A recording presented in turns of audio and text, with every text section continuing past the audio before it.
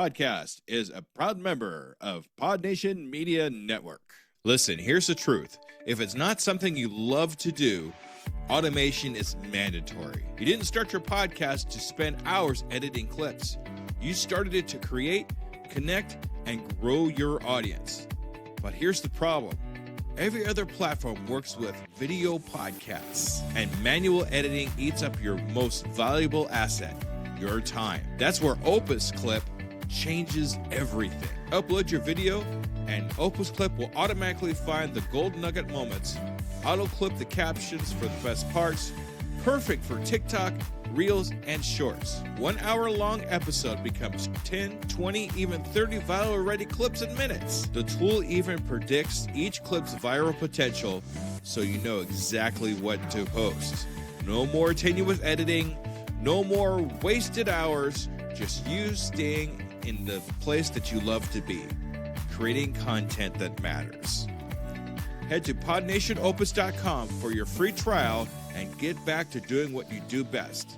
Stop editing and start creating now. Come back, everybody, to another episode of Paranormal the New Normal. I'm your host, as always, Jeremy, here trying to, make the world seem a little more normal. Does it ever happen? God, no, we try, but it just doesn't happen. But anyway, as always, I bring a guest to help me on this epic quest, and I don't think anybody's gonna help this quest at all. But yeah, we're here, and my guest today is Andrew Lewis. I basically describe him as a history and paranormal buff with a few experiences. So let's just have a fun convo here and get going. How's it going tonight, Andrew? It's going well, thank you. How are you? It's been a busy day, but I'm happy to talk some paranormal and some history even. But first question like this. Everybody in this show is, what got you into the paranormal? Yeah, what got me into it is, I think the history parlayed into the paranormal. So from a very young age, I was very into history, ancient cultures, Greece and Egypt, which obviously have very strong mythological ties, and that kind of has snowballed into everything paranormal, mythical, and weird. Which it's very similar to my own path of getting into the paranormal. When your librarian knows to set aside a book coming in elementary school because it's about all the ghosts of the presidents being in the White House, right? You know you're kind of there. You're kind of at that point in life where it's okay. People already know I'm into this crap, and I'm in like 4th grade. But okay, Yeah, definitely. Nothing wrong with that at all, folks. Get into it, young kids. I encourage it. Since you had some experiences, we'll jump into those first. You could start off with whichever one you want to, but sure. The one is less spooky than the other. It has to involve the death of a pet, so just a heads up there. But I'm probably between 10 15 years ago, sitting in my family home. The dog had not been doing well. He'd been sick for a while, and he was laying behind the couch.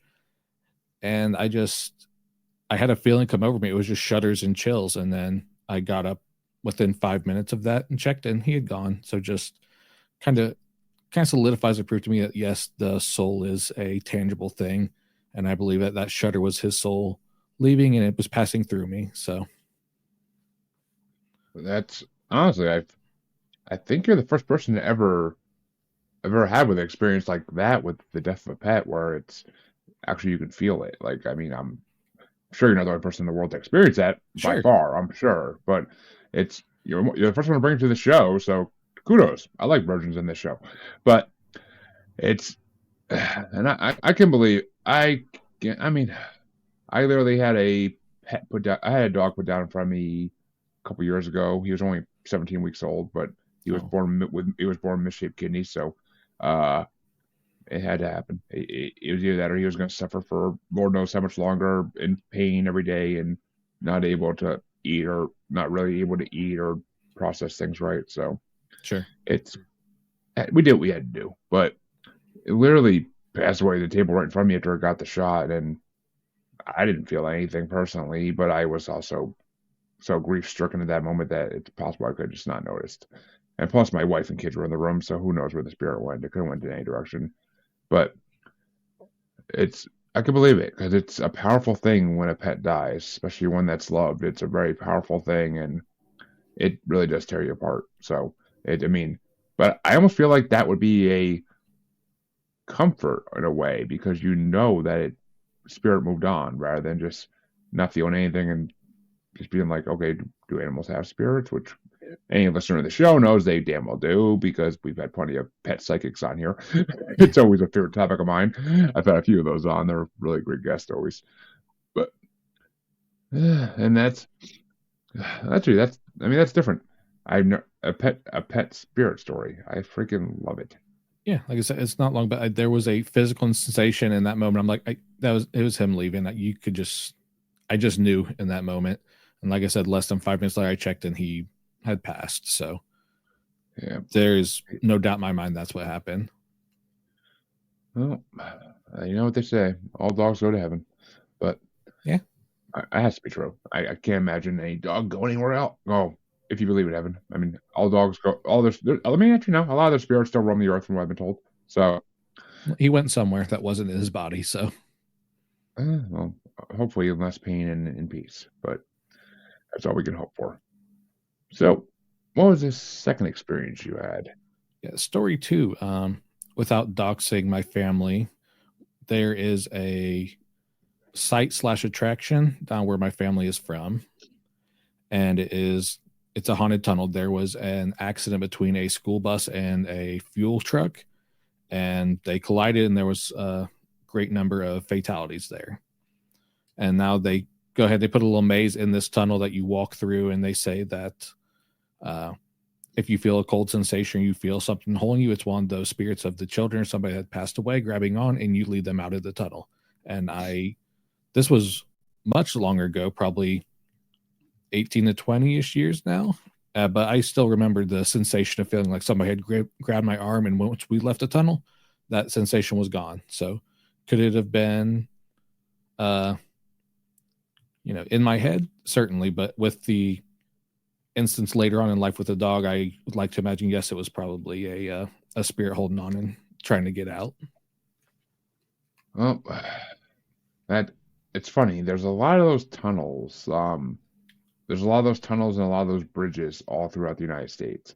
Mm-hmm. I know the bridges are commonly called crybaby bridges because of the old wives' tale about babies being killed on them, but thrown off them, be killed is more the terminology. But it's, I mean, that right there, a bus going into a fuel truck is like something out of a movie. But exactly, like you wouldn't almost think it would ever happen in real life. But I mean, it's bound to happen eventually at some point. I'm sure it's not uncommon for these things to be on the road together. So, but it's just, I mean, that's horrible. I mean, places like that, mass death locations are always, I mean, look at Gettysburg.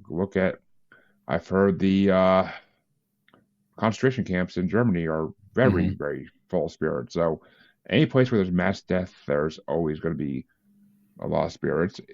You know what, though? That's got me thinking. I've never heard about anybody going to Jonestown to do investigations there.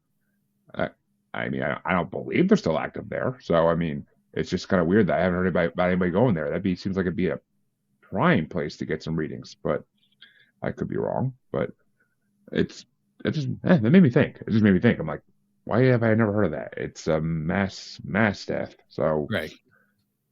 I don't know. It's just something that came across the old noggin there. But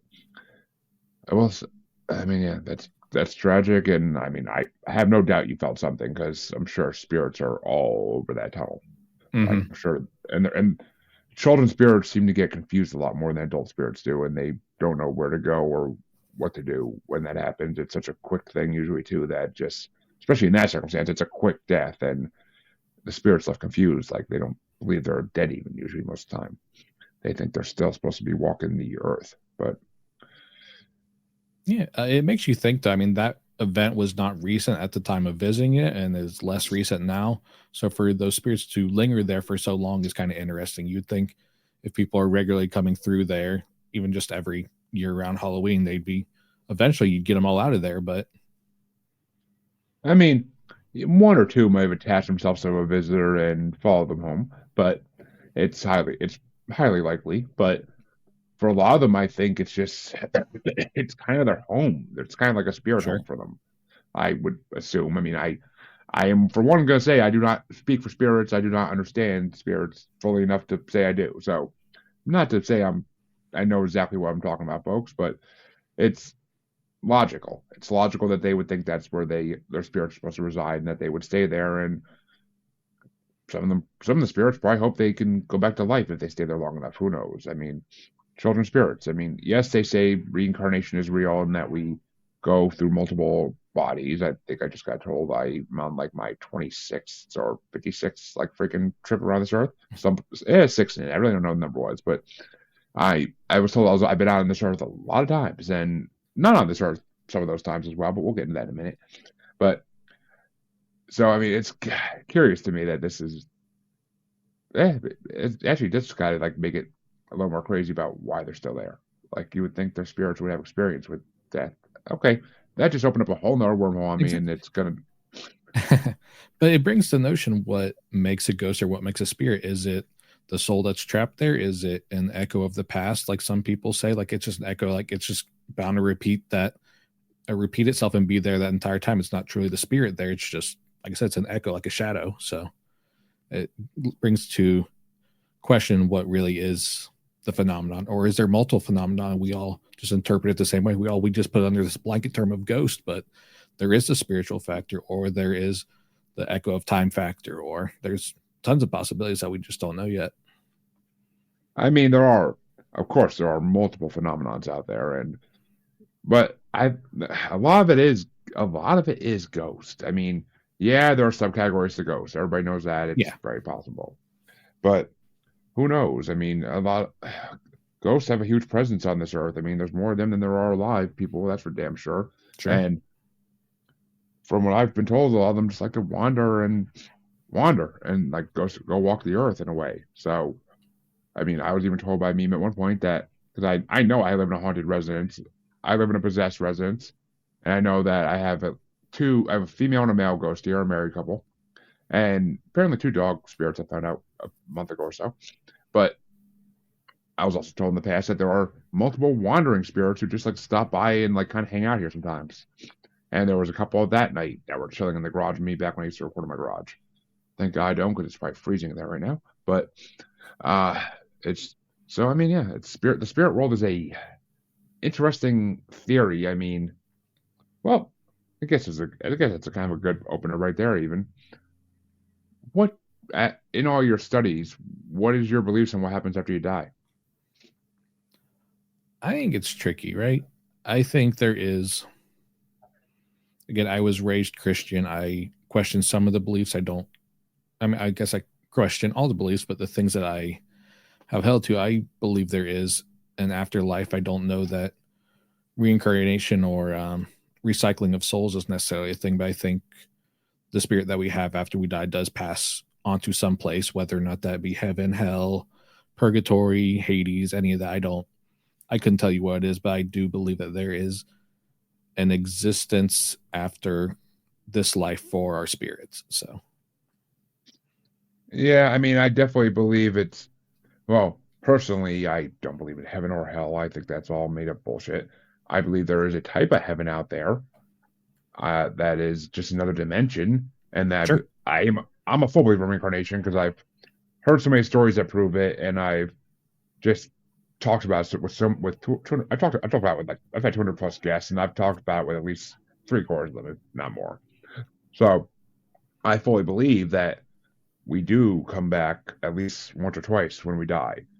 What we come back as, or what species we come back as, is a whole nother topic and debate. But I fully believe we come back, because it just makes sense. I mean, I just had a live reading done this show on Monday night with one of my previous guests for an hour and 15 minutes. It was interesting, to say the least. But past lives, she read 2 of my past lives, and they lined up with like things that she wouldn't know about me because she's not a friend, or I mean, we are kind of friends now, but she is not like a friend who's known me for years that can tell you things about me. She was just a guest that happened to I get along with. So Sure. it's Like based on what though? What kind of things were said? uh well, I mean, in one of the past lives, I was a she used the term Eskimo, but Inuit shaman, whatever you want to Sure. call it. Um, I was an Inuit shaman in the 1800 in the late 1700s, early 1800s, somewhere around there, and I was a shaman of a village, and it kind of lines up with my interest in the paranormal now in a way. And I Mhm. never, it's not something I ever would picture myself as in the past life as a shaman, but or even being Inuit. But I guess I mean spirits can go in any body, so it doesn't really make a difference. You're not going to follow the same race or same species throughout your whole life, so I don't know why I was thrown by that even. But so basically, I mean, to me, it's just like that shows I have a spiritual side that I have. I've been told I have empathic abilities I have yet to unlock. So that makes sense if I was that in a past life, because then those my spirit carries those abilities with it. That would make sense to me. Because I mean, your abilities change each human body you have to some degree, but there's always some. Usually, if someone is a medium or psychic, they warn all their lives. Like they can carry that throughout the generations with them. Same with same with witches, or same with any paranormal profession. Basically, you carry that through. I mean, when you unlock it in your life, changes each life, I'm sure. Sure. But you can, I'm sure some lives you have it from childhood, and some lives you don't unlock it until you're a retiree, a senior citizen. Like just you had a busy life and you didn't have time to really look into yourself. But so, and I mean, the other one was a past life in Middle East somewhere. She couldn't specify where exactly, but somewhere in the Middle East. And it was in the 1400s, somewhere around there. And apparently in that life, met, I met the spirit version of the spirit form, the spirit, well, the body of the spirit of my wife was in at that point. Because apparently we were lovers in the past life many centuries ago. And we don't find each other every life, that's for sure, she said, but we happen to find each other in that life first, and then we find each other again this life, however many lives that may have been since then, I'd say at least 10, 11, maybe even more, depending on how young people died back then. But it could have been 30 lives by now, who knows? But Right. but apparently we found each other back then too. And I mean, my wife wasn't with me; she wasn't in the room with me at the time I was doing that, so Mhm. she just sensed it. But so, I mean, that to me is proof of past lives in a way. I mean, I believed them before I got that reading by far. I've heard enough stories of the Indian girl in India who when she kept talking about a house she lived in previously, even though she was only like 6 or 7, Right, and they and took then her back, and she knew everything. she knew everything. She recognized her husband from that life and Mhm. could tell them things that only they would know. Like, so I mean, that's just one example. There's a lot more too. I mean, I can keep naming them, but I don't feel the need to at this point. Oh, But sure. it's I just was just curious because that's not exactly my wheelhouse. Obviously, I am aware of those ideas, and I don't know what's true. Maybe the spirit gets popped out after we die, goes into the cosmic soup for a little bit, spins around, and gets shot back out into a new body. That's very well a possibility. But I was just curious what the instances were said that made you so confident in that. yeah. I mean, I get it. I get it. And I mean, the funny thing to me is the way I describe it always is there's a giant DMV in the sky, and you basically go there and wait for your ticket to be pulled. That's true. Yeah, that So very well could be true. that always makes mediums and psychics slap their asses off when I say that. That's how I describe it as. But still, it's just to me that's kind of what I see it as. Is we definitely are just wait up there waiting, and maybe some say there are goals, some say there aren't goals that you have to complete to move on past reincarnation to Right. another dimension. But who really knows? I mean, that's the thing. There could be, there couldn't be. I mean, it will kind of, if there is some kind of presence out there, I don't like the word God, but if there is some kind of presence out there, whether it would be just the universe itself being omniscient and fully aware, or some extraterrestrial God, ultra-terrestrial, deity that people have been worshiping since the beginning of time and just didn't know it, maybe they would want some kind of order. Maybe they would want you to learn a lesson in your many lives until you get to the point where you could go to this other dimension world where everything's perfect and you don't have to worry about anything. Like it's possible in my mind. It's possible. Sure. I mean, we can't discount it because we obviously, we don't know. But that's the fun part, is trying to figure it out, right? Exactly. I mean, it's always fun just trying to figure it out and find out where. Well, the answers, trying to find out the answers to life itself are. I've known people that have worked at it for 70 years and they still don't have a clue. So Right. I don't fret finding the answers too much. It'd be a waste of time. But I will always keep looking in the hope that something does pop up in my lifetime. But I kind of doubt it most times. But so let's hear about your third experience. I'm kind of dying to get into this. Oh, yeah. This one's a little bit weird. Again, it's spiritual linked. I think maybe I mentioned the UFO one. We can come back to that, but we're on the topic of spirits, so let's stay there. Again, childhood home, sitting on my bed, had finished playing Xbox for the evening, but everything was off. TV was off, Xbox was off, all the electronics were off. And I just hear this guttural language come out of the speakers loudly, like enough to make me jump, and went for about 2 minutes and then just stopped. All the electronics were off, but it was enough to, obviously start me like, what's going on? Because there shouldn't have been anything coming through. It's not like it was old technology where there would be like a fault in it. It was all updated. We're talking Xbox 360 era. So, but yeah. It was speaking in a language I had never heard. And it was not on that I'd recognized. I've heard Arabic, I've heard Latin, I've heard Romance languages. It was something I had never encountered. Which would scare the living fuck out of me, and I don't think I'd be able to sleep in that room that night. I really don't think I would. I would just be out that door like Scooby-Doo and Shaggy running. But I don't know. That would scare me so bad if that happened to me. But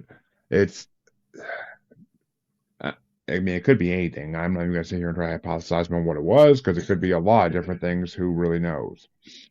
But I would almost hazard a guess, say it was a spirit, like just a spirit. I mean, some might say a jinn, some might say a demon, or, but I've also been told many times that there actually is no such thing as demons, that they're just bad spirits. Sure. Just spirits who want to be bad because they're bad in life.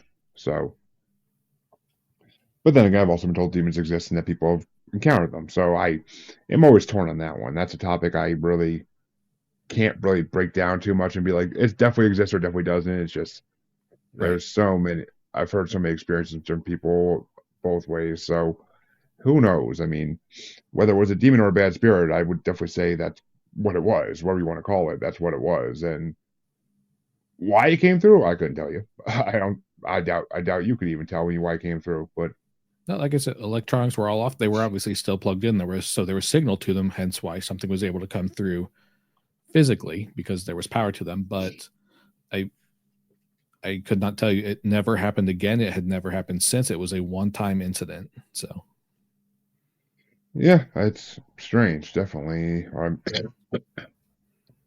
I mean, is there, to play the skeptic here, even though I hate doing that, is there possibly it was like some delayed sound coming out of the game after it was off, even that was just stuck in the wire somewhere? I mean, I know I never had that happen personally with all the video games I played in my life, but who knows? It's possible, I guess. Think so, based on the fact that it had been off for a considerable amount of time, and modern technology, I don't think it can get stuck like that. I mean, certainly it's a possibility, but we're talking probably like at least 30 minutes it had been off, if not hours. Oh, okay. I thought it was like more like you just turned it off to go to bed at that point or something. No, I have had that happen where obviously kind of the old systems would lag and they would spit out after, but no, this was considerably later. I mean, yeah, nothing scarier than laying in bed and just hearing, "It's a me, Mario!" Like, what the fuck? Like, that'd be freaky as shit. But, I mean, that's just something. That's something evil. I mean, especially if it's a guttural language like that instead of like English or something similar. Like to be guttural, that's I don't know. That's creepy.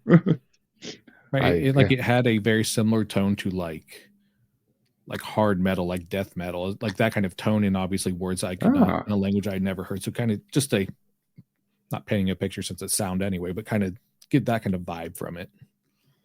It's I very deep I and listen. guttural. Yes. I listen to a lot of that by sometimes by choice, sometimes by force, but I listen to a lot of that. So it's. I mean, I could picture it. I could definitely picture it. But so let's dive into your UFO experience. I'm dying. This is the one I've been waiting to hear because I love a good UFO experience. Sure. And this one, it was quick and easy. I remember it was back in high school, obviously.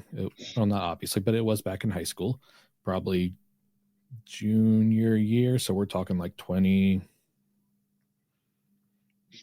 2013 ish, that period. And I'm outside waiting for the bus because I think it had been after I had a car accident. So I wasn't driving again just yet.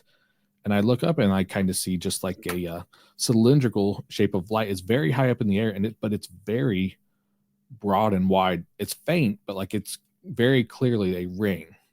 And I look down the way, and then probably 150 yards down, another smaller one, but very clearly a ring, but just faint. And then I went inside to grab something and came back out, and it had dissipated. So I mean, I don't know that it was UFO. I had never seen light act like that, and it was very early morning. So Huh. Interesting. I mean,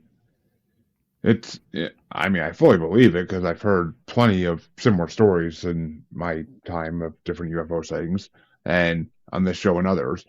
And it's just, I mean, where I live, Massachusetts, like this road I drive back and forth to work every day, literally, like you look up at the sky anytime when it's light out and you have a chance of seeing something. Like it's just a very UFO heavy area, a lot of traffic going through these skies around here, and I mean, some say it's the one of the metals that's in the mountains here that they like to use it for fuel, but I truly don't know. I'm not sure why they like it here so much. I mean, it also is a Bigfoot hotspot to some degree, so sure. maybe the two are related. I mean, I There's hate that saying as much theory as that Bigfoot is an ET. So I mean, there is a chance. But yeah, this that. again, it was one of those phenomenon, just like the one with the voice coming through the speakers. Never Yep. since then, never before then. It was so distinct in its shape. That's what bothers me. Like if it was light, if it was sun rays coming through clouds, I could kind of understand that. But we were talking Yeah. like early morning where the sun wouldn't have been overhead; it still would have been kind of across the horizon. So it was just a very strange instance that it was so defined in its shape. I mean, it's definitely interesting. I mean, most of the ones I see, most of the ones I believe I've seen at least are just like almost classic UFO style, like the saucer designs. Sometimes I see ones that look like teardrops or water drops, like that type of Mm-hmm. thing, but or the upside down triangle type thing. But it's, I mean, I've never seen light ones. That's the thing. I never, if I see them at night, I usually don't know unless I'm staring at the sky for a while because they're not close enough to like really make out even. You only know because it's not moving like a star or moving unlike a star, I should say. But Right. I To me, it was like you see kind of the pop culture where the UFO is straight overhead and it sends the beam of light down. That was kind of the vision of that, right? So it kind of looked like that. So it was overhead, whatever tractor beam or whatever, like in pop culture, when they send that down and it starts yanking stuff up, it was that shape and the light profile match something like that. yep, I mean it makes sense. I mean, it really does. I always wanted to see one at night and actually like have it close enough where I can make it out, but most of the ones I see are just when I'm walking my dogs and stuff, and I could tell it's not a plane, not a helicopter, and it's moving. Like Right. the first time I ever saw UFOs back like 7 years ago. Literally saw like a pod of them, like a group of them moving in formation, like in the sky. Like it was kind of creepy. Like, and it was definitely wasn't a plane or planes or anything like that. It was way too far away to be planes, and they were just small, round, light objects, but they were just all moving in formation across the sky. And like my son actually pointed them out at that point. I looked up in the sky and I'm like, at first I was just like, oh, those are just stars. I look up like, no, they're not. Right. No, they're not. There's no way in hell those are stars. So I don't know. I mean, what do you think? Are you more of a believer in the extraterrestrial theory or the ultra-terrestrial theory, if you know what that is? I've never heard the ultra terrestrial. I'm assuming that is interdimensional or something. Yes, you're 100% right. That'd be my guess. I just based on what I've read and studied as far as space goes, it doesn't seem plausible that it is from another planet from someplace far away. It would make more sense that it is interdimensional, because I just recently read a report, I think it was like Pop Science or Pop Mechanics, and they talked about this new theory where it's just not likely that there's intergalactic travel, because at some point you have to decide, hey, I'm going to put this over the needs of my current society and as far as resources. So they said most people say, hey, we're going to take care of our society and make that better versus building these giant contraptions. They were talking about the hadron or the particle colliders would have to be the size of from here to like the moon and bigger. It's just like, it's not feasible. They don't believe. So I'm like, I don't think it's feasible that it's intergalactic. I can't say that it's not, but extra dimensional would make more sense. I kind of fall in the middle, especially with things I've been told that, I mean, I believe a lot of them, I believe, if anything, 90% of them are ultra-terrestrial species, and they just pop through dimensions, pop back in when they want to go disappear again, which is why they can hide so easily when we're looking for them. Mm-hmm. But I also have been told and believe that there are some in our galaxy and some some in the Milky Way, I should say, some in the Milky Way, and there are some in our solar system even, and that there are some that are close enough that they could technically travel through space and not have a problem with it. It's not light speed type travel. It's just, we're going to be here for a while travel. Like, basically like us going to freaking Mars or even Pluto, but just they have the technology to make it faster because they can. But so I believe it comes from both, honestly. I've been told, for example, that the Greys are local. They are very, very local, and that's why they've been in our culture and our society for so long. Sure. I have not been presented with enough evidence either way to say it can't possibly be intergalactic, but I lean more towards the ultra versus the inter. But like I said, 90% of them probably are ultra terrestrial. I 100% believe that. So I know, folks, I'm throwing a lot of percentages out there. It's one of those nights. But I don't know. And do you think that these ultra/extraterrestrials helped start humanity, or are you more along the lines of like a evolutionary type person? It's hard to say. I think we were on our way, and maybe we got a jump start that accelerated the process. If I had to say yes, they were involved, that would be my inclination, that things were kind of moving. They were moving pretty slow, and they said, hey, let's add some juice to this, and it really started accelerating the process. See, that's always been more my theory as well. I swear to God, we are very like-minded. That's always been my theory as well, to some degree. That, I mean, I've been told different by a lot of people, but it's still my theory that we had to be some kind of creature before they came along, and yeah, they basically did like every comic book says different species did at some point or another, and came and started experimenting on humans because they could, and we were basically apes, so why wouldn't they? And I think at that point I think that was what they call evolution. I think what they call evolution actually was that, like, us getting a jump start by extraterrestrials or ultra-terrestrials, whatever you want to call them. But I truly believe that was our evolution. That's when we stopped being mindless apes and started being able to think for ourselves.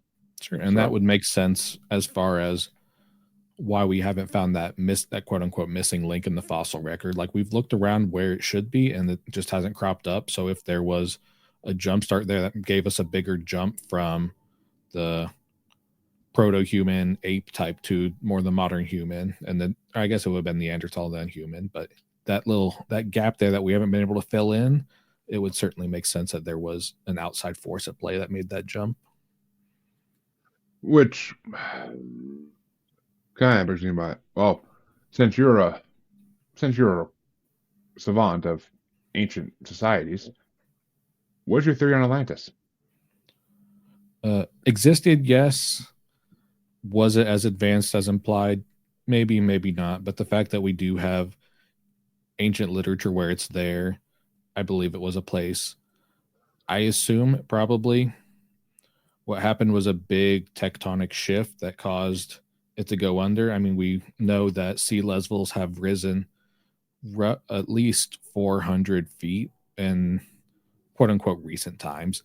So it would make sense that somebody that was just kind of on sea level would get soaked up. And again, we have it in the ancient literature. It was a place, just like we didn't think that Troy was really a place out of obviously the Trojan War.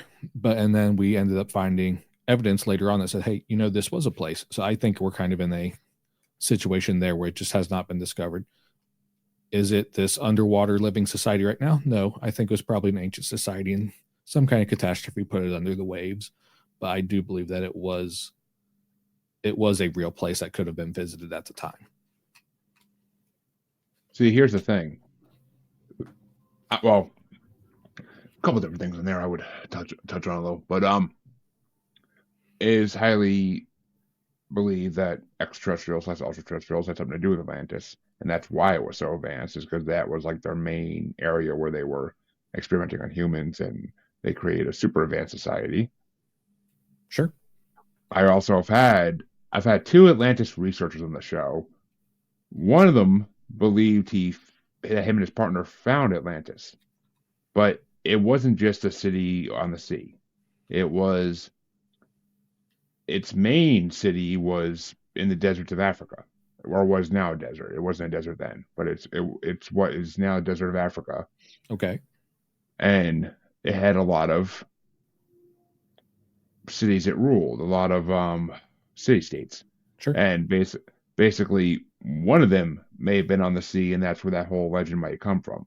Right. But that's what, I mean, that's kind of where I formed my hypothesis, because I actually talked to a researcher of it, and he believes he found it. So, I mean, that episode's been out for a while now. You probably had to, actually to find that, you probably had to go on my YouTube, because of my Spotify, I had to change feeds at one point. All my old episodes went freaking bye-bye, which sucked. I could upload them all again, but that would take a lot of fucking time I don't have. Right.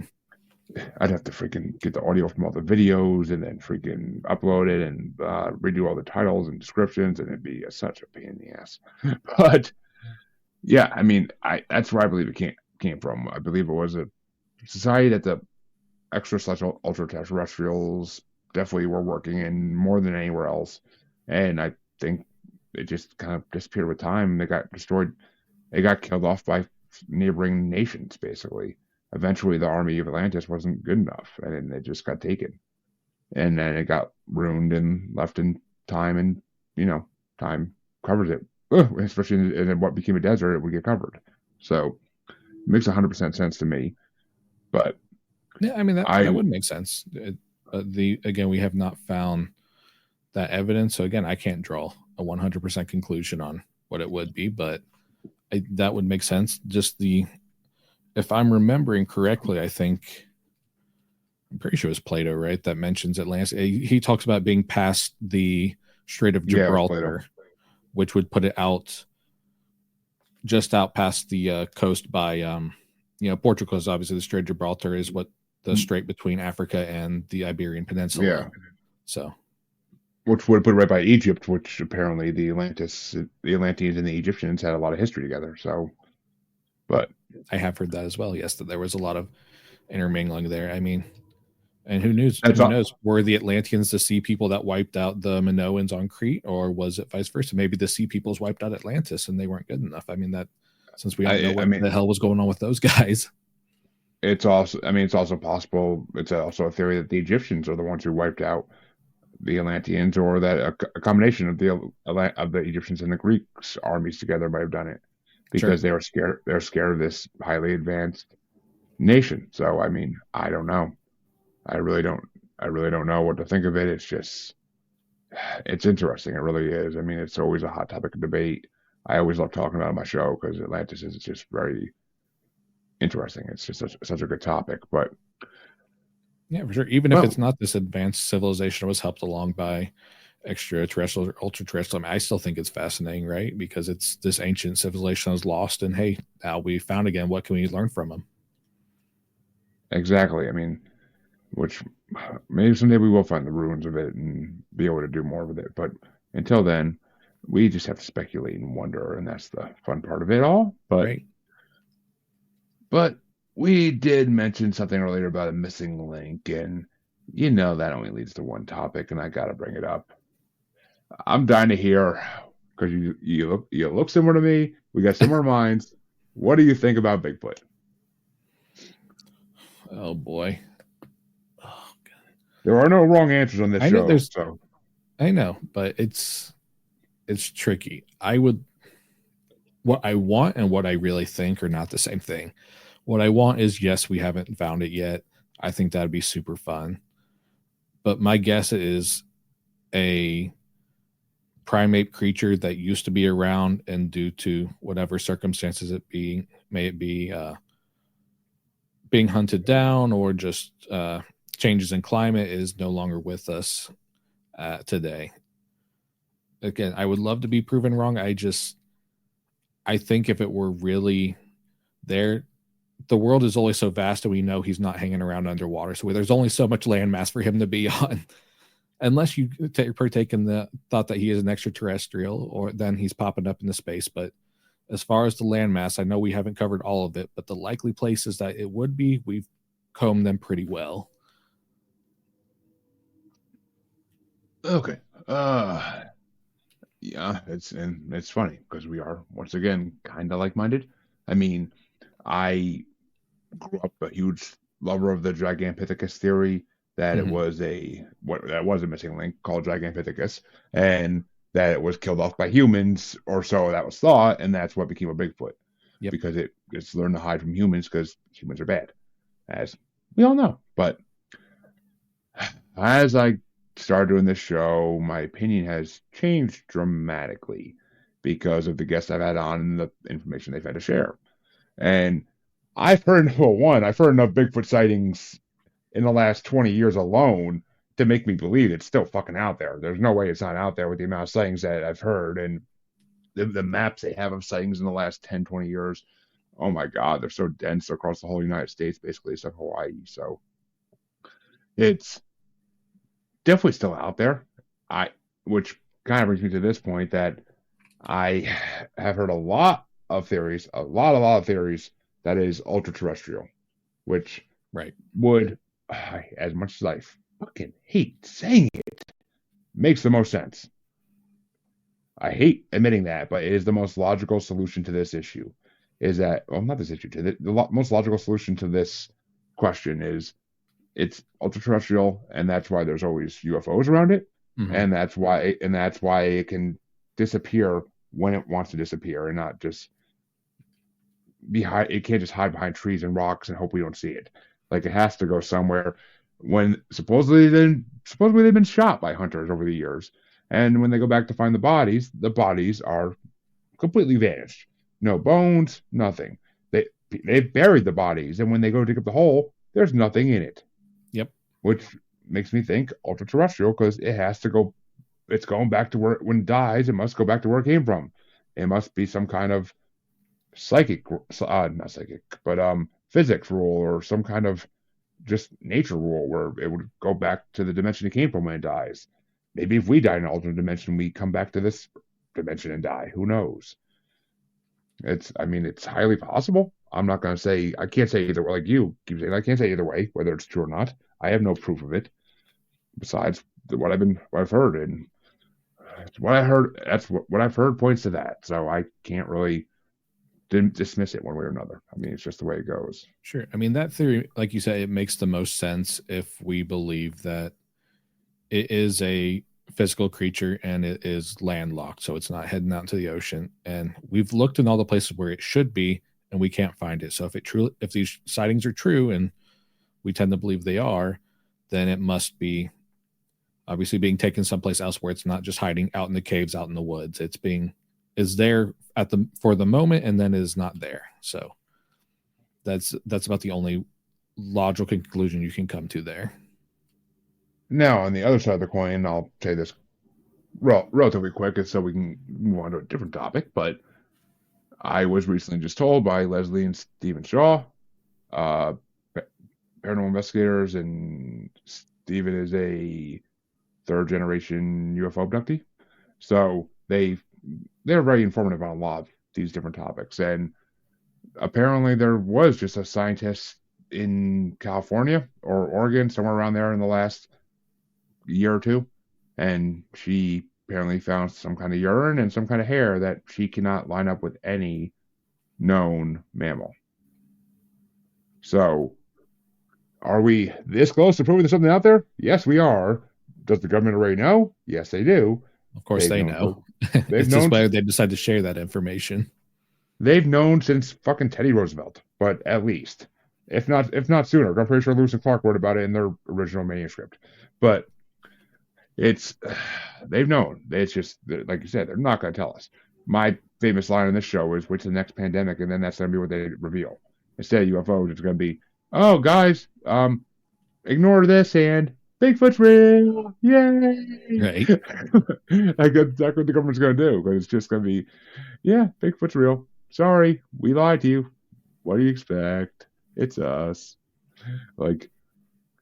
It's like finding out your parents telling you there's no such thing as Santa Claus. It's just like, it's like, you dicks. But it's, I don't know. It's definitely something out there. That's all I can say is there's definitely something. It's not, those people out there that still say, "Oh no, Bigfoot's made up. There's no such thing." I don't know how they can say that. I'm like, I've had people say it to me, and I'm like, you must not be that bright, huh?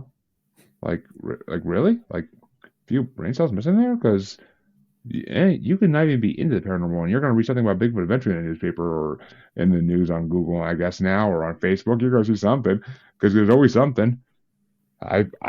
Before I even was into the paranormal, I used to see like newspaper articles or magazine articles about Bigfoot when I was a kid. Like, it's just always been around. Just now there's a lot more people talking about it, and that's why there's more people willing to admit they've seen it nowadays, because you're not cuckoo if you've seen it nowadays.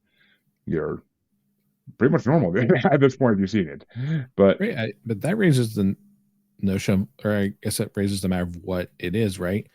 If it were just an undiscovered primate species, why would that matter if the government discloses it, right? That's not going to shake up our worldview. If it is extraterrestrial, then that would very much shake up our worldview and our perception on what it means to be human or alive, etc. So that kind of lends credence again to the fact that it's not just an undiscovered primate species running around. There is something more to that. I mean, well, to play devil's advocate, if it was an undiscovered primate, what would all the idiots in the world want to do if they announced that it was real? You would have thousands upon thousands of people in the woods with guns, and some of them probably drinking, because why not? And it would end in catastrophe. It'd be a lot of people getting shot and dying, getting injured. So it'd be, you have so many, and excuse my terms here, folks, but you have so many literally crazy rednecks out there that the second they find out this thing is real, would be hunting it nonstop to try to be the first to catch it. Sure. But I understand there would be an uptick there, but that's not that crazy. The deer season out here, you got people running around the woods hunting for those, and there's plenty of them to go around. So I realize, yes, that would drive interest and that would lead to more activity in that sector, but I don't know that that's as huge of a shakeup to our worldview as, like I said, extra ultra terrestrials would be. And I mean, there are also other theories of like, what if Bigfoots are working with the government somehow? What if they're intelligent enough that they actually can communicate with government people who have been trained to communicate with them through maybe sign language, or maybe they can they learned a way to get their dialect of grunts and roars. But if that's true, then that's exactly why they wouldn't want them found. Because what if they're watching humans for the government? What, like, this is a far-fetched one. I've heard this theory though, and it always makes me think: what if that's why they're so good at hiding? What if they took advantage of the fact that they're good at hiding and they use them to watch humans, like in remote areas where they can't watch humans because there's no cameras, especially nowadays? So what if they're part of the Men in Black, or what if they're part of some other society of humans that, I mean, who knows? It's a far-fetched theory, like I said, but it's another possibility of why the government wouldn't want you to know about it. Sure. I mean, with the government, you don't doubt anything. You don't until I can see the Book of Secrets myself. I don't doubt anything, and even I'm pretty sure if they hand me it, it'd be a lie. I'm pretty sure it'd be a fake one, but right. Still, there are a little bit of hints of truth in there, but then they got the real one. It's got everything in it. Oh, I'm sure the real one the president can't even see. Probably not. I'm sure the real one can only be seen by like the highest brass in the military, and I don't know, maybe it's Illuminati / Freemason thing. Who knows? I mean, maybe it's just something that's been passed down since the beginning of this freaking nation, like a Book of Secrets that gets added to, and is just not even the president can see it though, unless he's part of the society. But who knows? It's possible. I was so intrigued in that freaking I'm gonna forget what it's called, but in that Nicolas National Cage Treasure. Movie, thank you. In the second National Treasure movie where he actually was looking for the Book of Secrets, like I was so amazed by that idea. Like as a kid, it blew my mind. Like, what if there is? Like, I mean, there has to be, because the new president always meets the old president the first day of their term, and they have a meeting and they pass information along. Right. So I would assume that's part of that meeting. This is the book of things you're allowed to know, but you're not allowed to tell anybody about. So I believe it.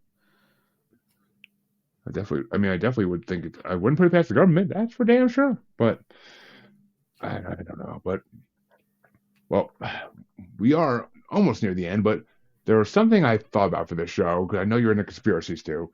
So right. I had to ask: are you a flat earther? No. No. I said I am very open-minded to some things. That is not one of them. I'm like, I just don't see how that's possible. Again, you can prove I could be proven wrong and I could look silly. That's just not one that I put much credence into. I'd put more credence into the ice walls than I would flat Earth, and those are kind of hand in hand. Very hand in hand. And I mean, yeah, I constantly make fun of flat earthers. I'm just like, I can believe in 96% of the conspiracies out there to some degree. Flat Earth, I can't believe to freaking the negative degree even. Like, it's just so not possible. We have pictures. You can see it's a globe, for fuck's sake, if you go to space. Like, Jesus. Oh, well, it's a matrix. It's a simulation. It's not really what you see. Oh, shut the fuck up. Like, it's no. I believe the world could be a matrix. I really do. But guess what? The planet we live on, whether it's in the matrix or not in the matrix, in real life, is a globe. It is a circle. It is not flat. You're not going to sail off the end of it on your boat. Like, no. I'm sorry. It's not the way it fucking works. It sets me off when people... I've rarely ever get to talk to flat earthers. Probably a good thing. But I really get to talk to flat earthers, but I'm just like, what the fuck what did they do to you as a child to believe in this? Like, Jesus. Like, it's just one conspiracy I cannot get behind. Like, so I had to ask, because it's such a hot topic right now. Like, it's been a hot topic for years now, because some celebrities are getting behind it. I'm like, this has got to be a publicity thing. It's got to be. There's no way in hell there's no way in hell you really believe that. No way in hell. With all our modes of transport, either sailing, we've proved it that way. We got airplanes, we've proved it that way. We're up in space, we've proved it that way. It's just like, there's no way you can spin it that, yes, it's flat. Yeah, it's just, there's no way. There's no way. But let's talk about another conspiracy that actually is probably somewhat true. Have you heard of this? If so, what do you think of it? The Pizzagate conspiracy. I have not. That is a new one for me. Yes. I love new ones. Well, short and sweet because it's not really a long one to explain. And I first heard of this. I always have to say this. I first heard of this from Macaulay Culkin on Bunny Ears podcast, and he brought it up, and I've looked into it since then a lot, and it's very well believed. But well, I wouldn't say very well, but it's well believed by a lot of people, especially nowadays. Actually, in the last 3-4 years. But there is a pizza place in Washington D.C., a few blocks from the White House. Okay, It is highly believed that there is a tunnel in the back of this pizza place underground that goes into the White House, into a secret entrance in the White House somewhere. And people believe that it was during the Clinton administration that they used to sneak in underage girls that way. oh, I think I've heard something similar to this where they're And ordering like pizzas and hot dogs or something. there was, Or is that a variation of it? maybe a variation of it. I never heard the hot dog part, but now I'm intrigued. But basically, emails were found between Hillary Clinton and somebody that worked for the government, and there was lines in there like, "Oh, I got a 12-inch cheese pizza, hot and ready to go," like similar lines like that. Like I don't know Yeah, the exact. I have heard similar instances now that you're mentioning that, because I think to relate it back to more present thing, I think Diddy parties, they were ordering pizza and hot dogs. Obviously, pizza, underage girls, hot dogs are underage males. So Yeah, baby, baby, oil. That's all I can think when I think of Diddy now. But it's, I mean, and since the whole Epstein thing dropped a few years ago during COVID, and there's a lot of pictures out there of Bill and Hillary Clinton with Epstein. So this this may go back to Epstein. This may go back to a lot of different things because there's been societies that have been into this since the beginning of the world, basically, unfortunately. But right, it's just this conspiracy is just it's one of like I do a conspiracy bracket on the show as a special that people run through, and there's like 6 on there that Hillary Clinton's like directly involved with. It's just like what the fuck? Like, how are you involved in so much shit? Like do you just I would buy most of them because I genuinely think she is an evil person. There's few people I would say they are absolutely evil. She's up there, and I may catch flack for that, but I just can't with her. And this is not for me. I think she's right. I think she's a damn reptilian, but personally, but it's Pizzagate. I mean, do you think it's possible? Do you think this tunnel idea conspiracy is possible? I would definitely say it's possible. Is it likely? I don't know, but it's definitely possible. Especially we know a lot of the early American architects, they did do a lot of very deliberate design and tunnels. I think Boston has a lot of like underground tunnels and very deliberate architecture and design as far as cities go. So that would not surprise me if this place that is now a pizza place is connected to the White House. That wouldn't surprise me whatsoever. Whether it's used for those nefarious deeds, I would be a little less certain about that. But see, that's the thing. I could see this being like an emergency escape tunnel originally, and that's what it was built for. Is to get if the case was an emergency, it gets the president out of the White House in case you got White House under attack or something, which could happen technically. But I think did certain presidents use it for other nefarious means? Probably. A lot of presidents have had dark sides that we don't know about or that we do know about. I'm sure Nixon used it for things that weren't exactly kosher, but sure, it's fucking Nixon. But and I'm sure a lot of other people did too. I mean, who knows? It's when you're the highest power in the fucking country, you pretty much get away with whatever the fuck you want because no one that's smart is gonna go run their mouth on you because they know what the consequences could easily be. Probably not. I mean, they'd have to have some real assurances from the other powerful people around here that nothing's going to happen to them. Most likely, if they're that powerful, they're all in line with the other powerful people. So, exactly. I mean, if you go squeal on Hillary's Pizzagate, you're going to be part of Spygate, and that's a whole nother fucking conspiracy. Right. That's not even really a conspiracy anymore. That's been proven so much now. That's not even really a conspiracy. It's just spies and fucking government shit. At this point, it's a fucking Mission Impossible movie come true. But oh god, Which that's a surprise to nobody. I mean, we've had spies and espionage for so long now. I mean, thousands of years at this point. So to say that our current government or our current era government wasn't partaking in that, it'd be silly to say that they don't. Yeah, I mean, it'd be naive, very naive to say that spies and all this secret stuff doesn't exist. It'd be naive of it because there's always more than you can see on the surface. Always more. But speaking of more than you can see on the surface, we'll talk one last conspiracy before we wrap it up for tonight. All right. Because you mentioned the ice walls, and that made me think of another conspiracy theory. What do you think about Hollow Earth theory?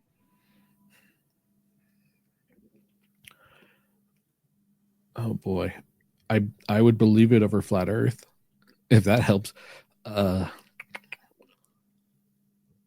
don't know that it's super likely, but as I said, I think it's more likely than flat Earth. I think there could be because we kind of know what's going on in the Earth, but we don't know exactly what's going like real deep in there. So to say that there is a whole new biome as like in Journey to the Center of Earth or King Kong or any of those, I don't know if I would go that far, but I would say that there are things below the surface that we aren't 100% knowledgeable about. Well, here's my thing with Hollow Earth. I'm 100% a full believer in it. And it doesn't have to be like a land of the lost type situation to be that's what it means. The way I see it is, especially in North America, but all over the world, but especially in North America, there are cave systems that run throughout the country. Mm-hmm. Nobody has ever gone into one of these cave systems, and in modern times at least, and completely traversed it. They've tried, but you would need to plan years in advance and have packs throughout this cave the whole way through every so many miles to actually be able to survive it, because you would starve before you came out the other end if you had no food on you, or if you had and you don't know what's in there, so you got to be prepared anyway. But there's these cave systems, and then there's the missing 411, just a collection of people missing that went disappeared in nature, and they overlap. If you look at a map, they overlap a lot. So, and there are a lot of cryptids on this earth that we can't explain. What if these three things are all fucking connected? What if these caves are where cryptids call home? What if it's where, I mean, I'm sure they venture out, obviously, because we see them. Right. But what if this is where they call home? What if this is where they raise their cryptid families? Because they have to breed, otherwise you wouldn't see them anymore. And what if this is why people go missing in nature near these cave systems? Because they're basically in feeding grounds. And maybe that's part of the reason the government doesn't really look too hard for missing 411 people, from what I've seen. So, I mean, their family may, their friends and neighbors may look for them for a long time. But I think these creatures are also smart enough not to make a fucking stupid scene and kill hundreds of people and just get caught. Like, no, like, you got one, let it go, wait till they all disappear and then come back out. So, I mean, the Native Americans used to traverse these caves as spiritual quests and come out the other side. So, it's, who knows what's really down there, because the Native Americans dealt with a lot more cryptids and talked to them, supposedly, and traded with them, supposedly, especially Bigfoot. So, and I've also heard a paranormal investigator tell me stories that he investigated, well, not stories, claims he investigated that dragons were coming out of mines in Pennsylvania. So, who's to say what's in these caves? And who's to say that's not what Hollow Earth means? Is that the Earth is hollow in a lot of places, and then it's deep hollow. Right. But it's just, I could buy that. Places we never really investigated before that we really just haven't had a chance to get to yet. And because it's probably all these caves are deep in wilderness. They're not like on the side of the road. You have to walk a long way through the woods to get to them, or through a valley or something. But I believe Hollow Earth. I honestly think it's one of my most believed conspiracies, because it would make so much sense on things we can't explain all adding up.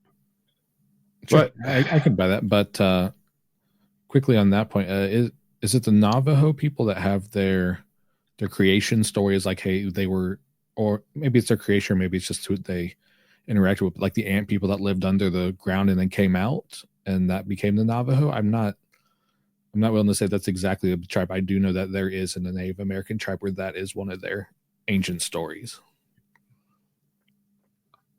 the only Native American Christian story I really know is because I'm from New York. So the one that they teach about the tribes in New York is the world's a turtle. So Okay. that's the only creation story by Native Americans I really know off the top of my head anymore. I used to know a lot more when I was a kid, but I haven't read a Native American folklore book in a long, long time. It used to fascinate the crap out of me when I was a kid, though. But Okay. yes. It looks like it's the Hopi Indians, not the Navajos. Oh, So- that makes sense. That's what it's looking at with a quick Google search. That it's the Hopi, not the Navajo people. Apologies to the tribes. That's not my area of expertise. My concentration is European history. So, Which we all know what European history did to Native American history, but well, yeah, but yeah, I mean, it makes sense. The Hopis have a lot of beliefs there in the paranormal realm, so that's 100% makes sense. But who knows? I mean, who really knows? Unless we invent time machines and go figure this shit out ourselves, we're never gonna know. sure. But Andrew, where can people find you if they want to hear more of what you believe, or if they want to hear more of the thing you're expertise in? Sure. My online presence is not great, but I am in the process of launching my own podcast called Echoes of Myth and Mystery. You can find that on YouTube. There's nothing posted there yet, but there will be soon. And you can find me on X at Echoes of MM. Again, these are all in the startup phase, but that will be the main social hub and where to find out more about what I think and more about this show going forward. We're looking to launch hopefully around the end of this year, beginning of next, but it's coming soon. Well, there you go, folks. Honestly, by the time this episode releases in podcast form, that they may have started. So I will make sure if they did to put the link to the Spotify in the description so you all can go check it out. But it's very possible. And of course, I'll put one of his pages at least in there so you can get to it. YouTube is probably the YouTube especially as well, so that it's when it does start getting uploaded, people can click on it and see the videos. But yeah, sure. The YouTube is currently there. The Spotify obviously is not set up yet. So yeah, of course not. You need to record the first episode first for that. Exactly. But folks, you all know where you can find me. If you don't, shame. But I live. It's in the outro for all you listeners and for all you watchers. All 14 of you this whole episode. Awesomeness. It's scrolling across the bottom of the screen. So if you don't know by now, you're watching at one of the places you can find me. So there you go. I will be back next week with a couple more interviews, and then my hiatus begins. So I will see you all next week. Have a good weekend. You can find me on Facebook as Jeremy Bryant, or you can find me as Uncensored, Unapologetic, and Untamed UQ Podcast Collective Facebook group. You can find me on Twitter and the Instagram as @JuggaloBastard, or should I say X now. And you can find me on TikTok as @JuggaloBastard Podcast. You can also find me on YouTube as Paranormal The New Normal. And you can also find me streaming on YouTube as Blind Knowledge Network. Because all knowledge is blind until they admit Bigfoot exists. Are you tired of the coffee crash? Still jittery an hour after your morning cup of coffee? Listen, I used to drink 5, 6, 7 cups a day to just keep going. The anxiety, the stomach pains, the afternoon crash, it was brutal. Then I discovered Rise Coffee, and everything changed.